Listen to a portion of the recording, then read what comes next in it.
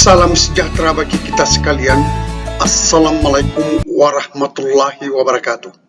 Dengan melihat perkembangan terakhir dari hasil-hasil rapat Komisi 2 DPR RI dengan Menpan RB dan BKN terkait dengan pengangkatan tenaga honorer menjadi ASN di 2024, kami melihat ada 4 masalah yang dihadapi oleh tenaga honorer. Yang pertama adalah masalah keterbatasan formasi P3K yang dibuka oleh daerah. Kedua, keterbatasan jenis jabatan yang bisa dilamar oleh para tenaga honorer.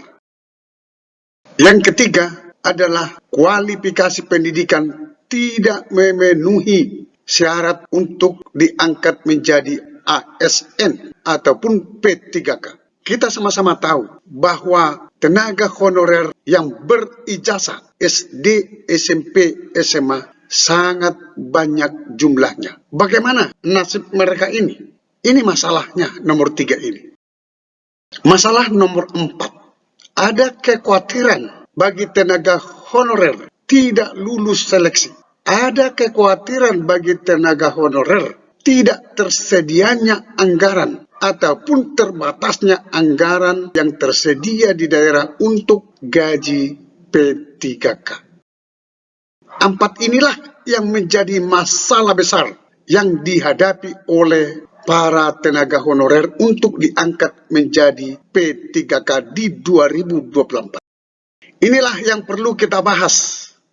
Apa solusi yang sudah dibuat oleh pemerintah? Kita akan bahas satu persatu permasalahan ini.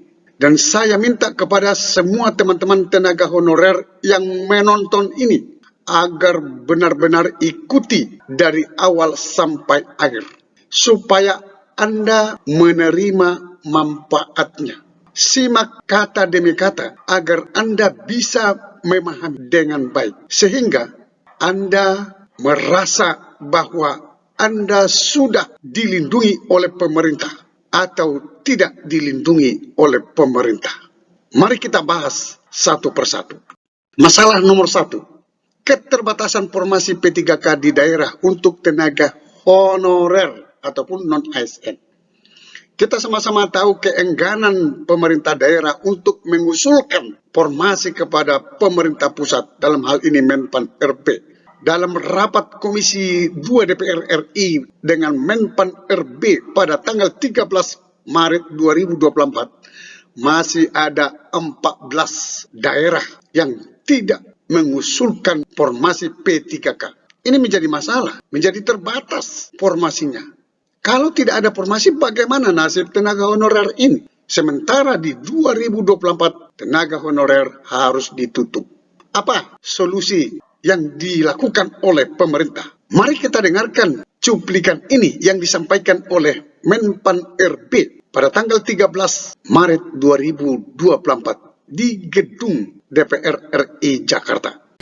Kini telah mempersiapkan solusi atas kendala-kendala yang muncul dalam penataan non-ASN. Ini juga merupakan bentuk tindak lanjut atas masukan Bapak Ibu anggota Komisi 2 DPR pada pertemuan sebelumnya. Pertama, kendala keterbatasan formasi P3K untuk non-ASN telah kami siapkan formasi secara khusus sehingga seharusnya sudah dapat terpenuhi. Solusi yang disampaikan oleh Bapak Menpan RB tadi adalah pemerintah pusat telah menyiapkan formasi kuota P3K khusus untuk tenaga non-ASN. Kita sama-sama tahu bahwa formasi P3K untuk seluruh Indonesia ada 1.605.694 formasi. Dari sumber data keterangan pers Presiden Jokowi tanggal 5 Januari 2024. Dari keterangan pers Menpan RB 5 Januari 2024 ke media yang dirilis pada tanggal 7 Januari 2024. Total formasi untuk ASN tahun 2024 adalah 2.302.543 formasi. di mana CPNS 690.822. Sedangkan P3K ada 1.605.694 formasi. P3K 1.605.694 formasi ini untuk pusat 221.936.000 dan untuk daerah 1.383.758 formasi. Artinya, pemerintah pusat mengalokasikan maksimal formasi P3K untuk seluruh tenaga honorer.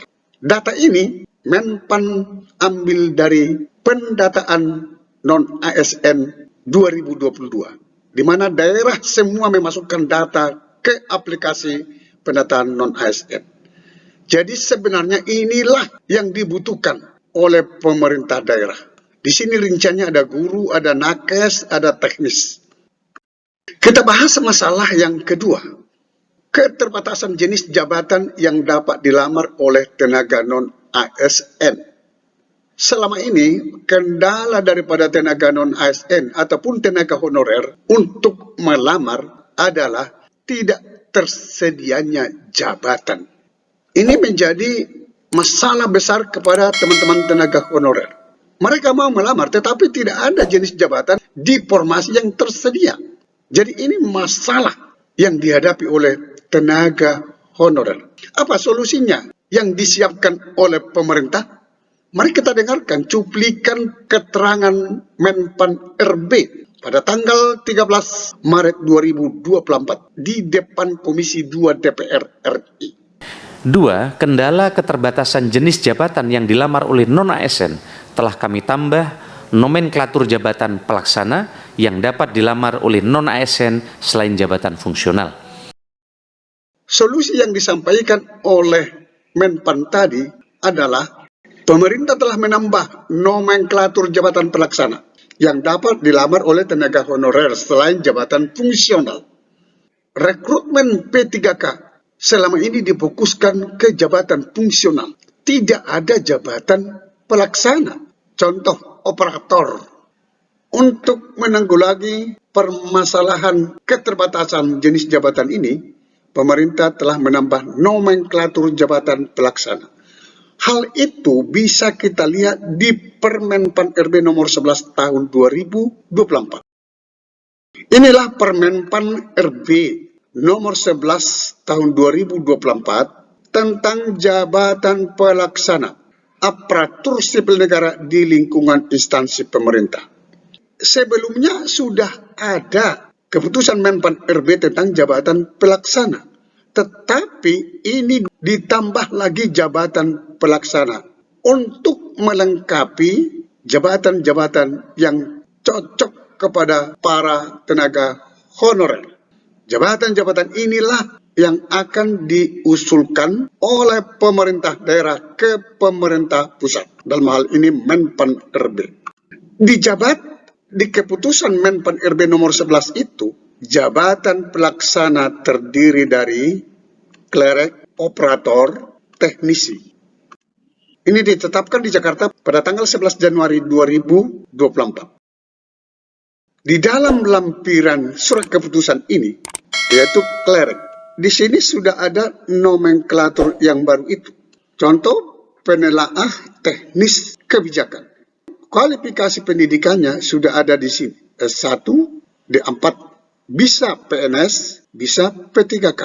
Di sini juga nomenklaturnya pengadministrasian perkantoran. Kualifikasi pendidikannya bisa SLTA sederajat, dan bisa PNS, dan bisa P3K. Dengan adanya penambahan nomenklatur ini, maka tenaga honorer semakin mudah untuk ikut melamar sesuai dengan nomenklatur ini. Semakin gampang untuk diangkat menjadi P3K. Kami coba cek di surat keputusan Menpan RB nomor 11 tahun 2023 ini, yang ditambah pemerintah untuk nomenklatur jabatan pelaksana, klerek itu ada 46 nomenklatur jabatan yang ditambah. Nanti Anda lihat di lampiran surat keputusan Menpan RB nomor 11 tahun 2023. 2024 ini. B. Untuk operator ada 144 nomenklatur jabatan yang ditambah. Termasuk nanti di sini operator kantor ataupun operator di dinas pendidikan. C. Teknisi. Ada 42 nomenklatur jabatan yang ditambah. Dengan menambah nomenklatur jabatan ini, maka tenaga honorer akan semakin mudah diangkat menjadi P3K. Kita akan bahas masalah nomor 3, yaitu terdapat kualifikasi pendidikan tenaga non-ASN tidak memenuhi syarat jadi ASN. Kita sama-sama tahu bahwa tenaga honorer ini banyak yang berijazah tamatan SD, SMP, SMA, D1, D2, D3. Ini adalah salah satu masalah besar juga terhadap tenaga honorer untuk diangkat menjadi ASN. Kalau Pemda membuat syarat S1, maka seluruh tenaga honorer tamat SD, SMP, SMA tidak akan bisa diangkat menjadi P3K. Ini masalah. Apa solusinya? Mari kita dengarkan keterangan Menpan RB pada tanggal 13 Maret 2024 di depan Komisi 2 DPR RI. Ketiga, kendala kualifikasi pendidikan non-ASN yang tidak memenuhi syarat telah kami buka pengadaan dengan kualifikasi pendidikan minimal sekolah dasar. Solusi yang disampaikan oleh Menpan tadi adalah membuka pengadaan ASN dengan kualifikasi pendidikan minimal SD. Kita akan lihat apa-apa saja bukti-bukti bahwa pemerintah telah membuka pengadaan ASN dengan kualifikasi pendidikan minimal SD. Kita akan lihat di Permen Pan RB nomor 11 tahun 2024. Bisa kita lihat di lampiran kualifikasi operator. Ini dia, teman-teman. Klasifikasi operator. Ini di nomor 4 ini. Nomenklatur pengelola umum operasional. Kualifikasi pendidikannya bisa SD sederajat, SMP sederajat, dan tugas jabatannya sudah jelas dibuat di sini. Anda bisa melihat di lampiran 2 keputusan Menpan RB nomor 11 tahun 2024. Artinya pemerintah sudah menindaklanjuti agar para teman-teman tenaga honorer tamat SD, SMP, SMA, D1, D2, D3 bisa diangkat menjadi P3K. Solusi yang kedua dalam membuka pengadaan ASN dengan kualifikasi pendidikan minimal SD ini juga tertuang di surat edaran Menpan RB nomor B3540 M.SM01 2023 tertanggal 21 Desember 2023 tentang usulan jumlah kebutuhan ASN 2024. Kita akan lihat. Inilah surat edaran tersebut, ini halaman 1 dan ini halaman 2. Kita akan lihat isinya.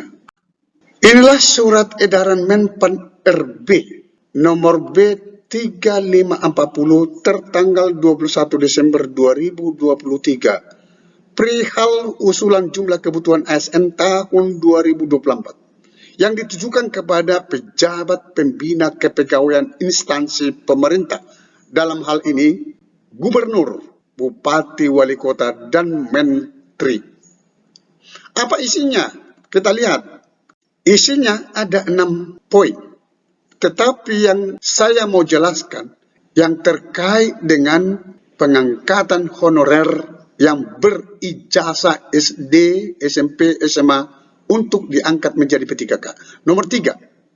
Saya akan baca untuk kita semua. Memperhatikan kondisi pegawai non-ASN saat ini akan dipertimbangkan jabatan pelaksana untuk P3K dengan persyaratan jenjang pendidikan sekolah dasar sederajat. Dalam pengadaan ASN sebagaimana dimaksud angka huruf 1A ini. Ini angka huruf 1A yaitu P3K. Untuk pelamar tenaga honorer ataupun non-ASN. Menpan sudah memberikan surat kepada seluruh bupati, gubernur, wali kota agar mempertimbangkan para honorer yang berijazah SD, SMP, SMA, D1, D2, D3, dan seterusnya. Artinya SD dapat diangkat menjadi P3K di 2024. Masalah keempat, kekhawatiran tenaga non-ASN tidak lulus seleksi dan terbatasnya anggaran belanja pegawai. Inilah problem besar lagi yang dihadapi oleh para tenaga honorer. Sehingga mereka mengatakan tidak perlu tes. Sehingga DPR Pak Junimart Girsa mengatakan tidak perlu tes. Tetapi pemerintah tetap bersikukuh harus melalui seleksi CAT, baik CPNS maupun P3K. Wajar para teman-teman tenaga honorer menjadi khawatir. Baru terbatasnya anggaran belanja pegawai yang ada di daerah. Tenaga honorer, baik juga P3K yang sudah diangkat, sangat was-was. Apakah ada gaji mereka? Sudah banyak P3K yang mengalami kekhawatiran ini. Apa solusi yang disiapkan oleh pemerintah? Mari kita dengarkan cuplikan ini.